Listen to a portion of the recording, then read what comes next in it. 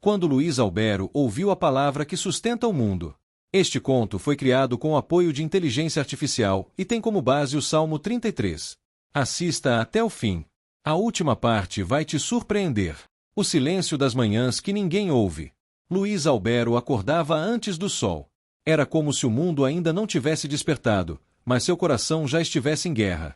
Aos 47 anos, carregava o peso de ter construído uma vida sobre certezas humanas, estabilidade no emprego, reputação sólida na cidade e um casamento que parecia de novela. Mas nos últimos meses, tudo isso ruiu como um castelo de cartas. A fábrica onde trabalhava havia 22 anos fechou as portas, seu nome se envolveu injustamente em um escândalo de desvios, e mesmo inocente, perdeu a confiança de muitos. E para completar, sua esposa o deixou, alegando que não podia continuar ao lado de alguém tão mergulhado na derrota. Luiz não gritava. Não chorava.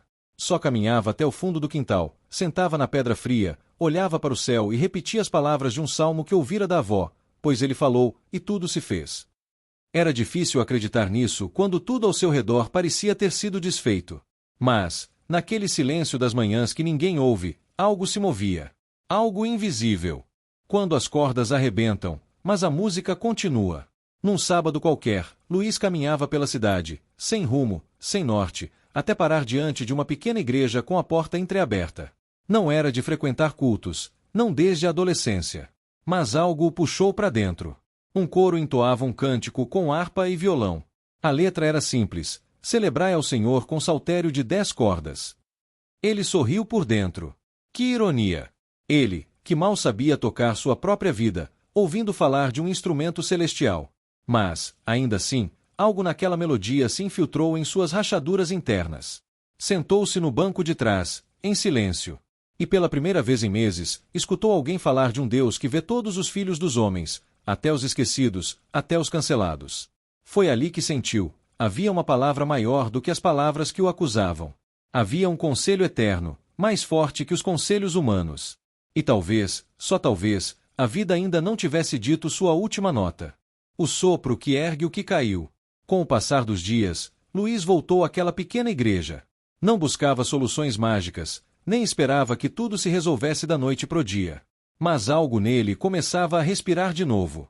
Ele voltou a escrever, algo que não fazia desde jovem. Seus textos, antes escondidos, ganharam vida. Criou um blog com reflexões sobre esperança, fé e recomeços. Chamou de O Conselho do Alto. Os leitores começaram a aparecer. Primeiro, 2 ou 3.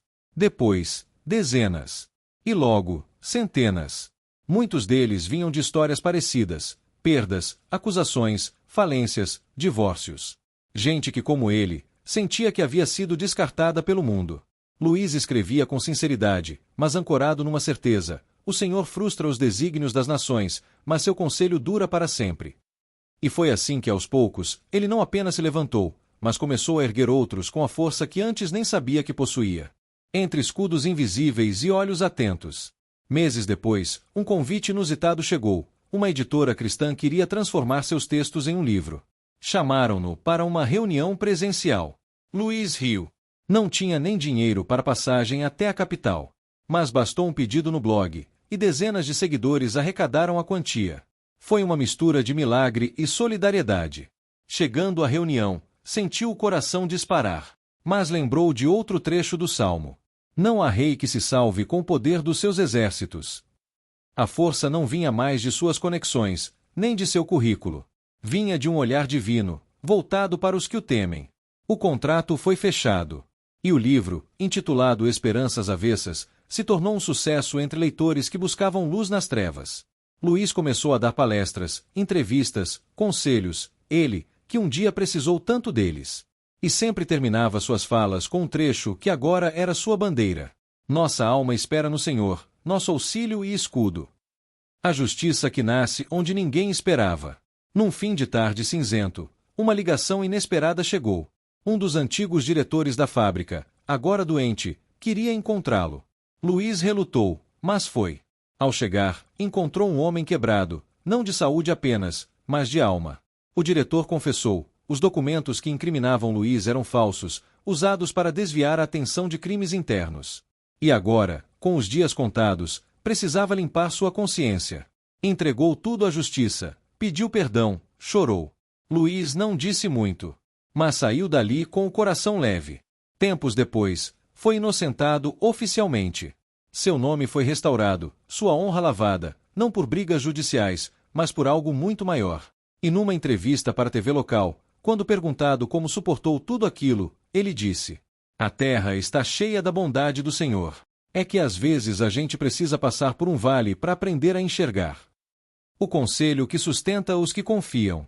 A história de Luiz Albero não é sobre um final feliz, mas sobre um recomeço sustentado por uma palavra que não falha. Ele provou na pele que, mesmo quando os homens esquecem, há um Deus que forma o coração de todos e que vê o invisível. Seu blog hoje alcança milhares. Mas sua maior obra é invisível, é o consolo que plantou no peito dos que tinham perdido a esperança. Talvez, você que está vendo este vídeo agora, se sinta como ele se sentiu naquele quintal, no começo de tudo. Mas escute. O Senhor falou, e tudo se fez. Ele ordenou, e tudo passou a existir. Se ele sustenta os céus com a palavra, por que não sustentaria você? Se essa história tocou seu coração, compartilhe. Comente. Envie para alguém que precise ouvir isso hoje. Você acredita que Deus ainda fala hoje? Escreva: "Eu confio no conselho do alto" nos comentários. Vamos espalhar fé e esperança.